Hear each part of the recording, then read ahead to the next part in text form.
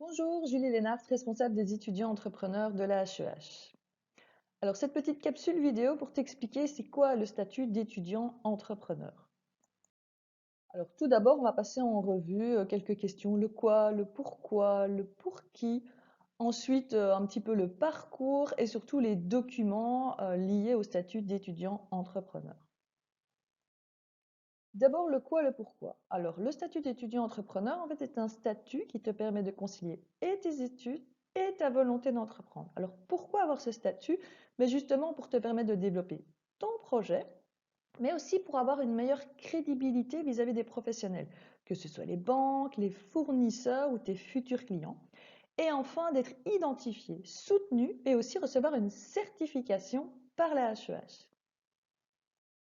Alors, le pour qui, ce statut d'étudiant entrepreneur s'adresse à tous les étudiants de la HEH, quel que soit le département, sauf les étudiants qui sont en début de cycle. Donc, on privilégie des étudiants qui ont déjà réussi une partie de leur cursus. Alors, les étudiants qui ont un projet en cours ou juste en démarrage ou même uniquement dans la tête, tu as une idée d'un projet, eh bien, c'est suffisant. Et enfin, il faut évidemment, pour avoir le statut d'étudiant entrepreneur, introduire correctement la demande.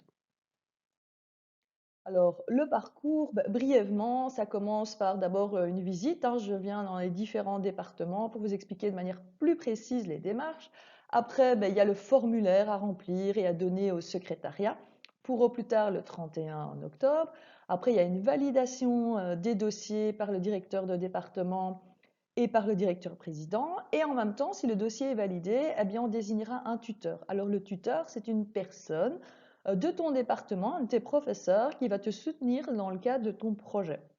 Et puis pendant l'année, eh bien, tu pourras rencontrer ton tuteur académique et puis moi aussi, hein, le responsable des étudiants entrepreneurs. Et il y aura différentes formations qui seront organisées sur, par exemple, le RGPD pour t'aider à créer ton business plan, etc.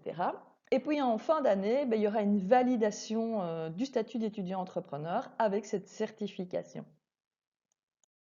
Alors, les différents documents, je vais passer brièvement pour t'expliquer un petit peu tous ces documents. Sache d'abord que il y a dans le règlement des études un article spécifique qui donne accès aux étudiants de la HEH au statut des étudiants entrepreneurs.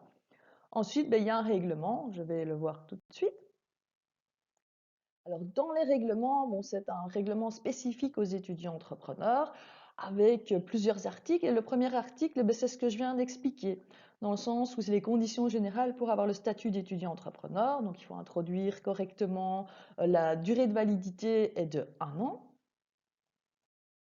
Ensuite, nous avons l'article 2 qui précise que tu peux, si tu as le statut d'étudiant entrepreneur, alléger tes études. Ça, c'est comme les grands sportifs. Il y a la possibilité aussi de peut-être trouver des solutions pour aménager tes horaires ou regarder les échéances pour des labos, pour un travail. Si tu as une activité dans le cadre de ton entreprise, de la création de ton entreprise, mais ça, c'est en accord avec les professeurs et uniquement s'ils sont d'accord. Et si l'activité a bien un lien avec ton projet d'entreprise. Et enfin, possibilité, mais ça c'est si le directeur de département est d'accord, de concilier ton projet d'entreprise avec ton stage et pourquoi pas ton travail de fin d'études. Alors, autre chose aussi, le statut d'étudiant entrepreneur te permet d'avoir accès à des incubateurs. Alors nous avons un partenariat avec la Maison de l'entreprise et notamment le projet YUM qui a un programme spécifique pour les étudiants entrepreneurs de la région.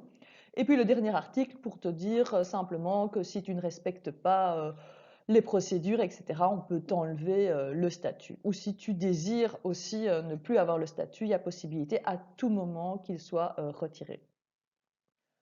Autre document, évidemment, c'est le formulaire de candidature. Ah bien ça, je viendrai te rencontrer pour t'expliquer un petit peu comment le remplir, mais sache qu'il n'est pas compliqué. Juste à savoir, évidemment, le plus important, c'est le délai, retiens bien, avant le 31 octobre. Une fois que ton dossier a été validé, eh bien, il y aura une charte à signer. Alors, une charte, c'est évidemment des droits et des obligations des deux parties. Autant l'HEH, eh bien, nous, on va s'engager à te soutenir dans ton projet, à t'encadrer dans ton projet. Et toi, en contrepartie, ben, on te demande de développer ton projet et de réussir tes études. Et puis d'avoir régulièrement des rencontres avec moi et ou avec ton tuteur académique. Et puis après, ben, quand tu as bien respecté toutes les procédures, que pendant toute l'année, tu as vraiment développé ton projet, pas forcément l'avoir abouti, mais avoir avancé dans ton projet, eh bien, tu pourras avoir une certification et sans ton diplôme, il y aura un annexe qui certifiera que tu as bien été étudiant entrepreneur.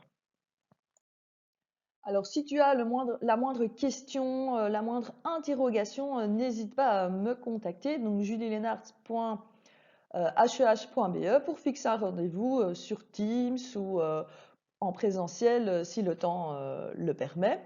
Et puis, si tu veux voir un petit peu les différents projets qui ont déjà eu lieu par nos étudiants entrepreneurs de la HEH, ben, je t'invite à aller consulter la page Facebook ou la page Instagram.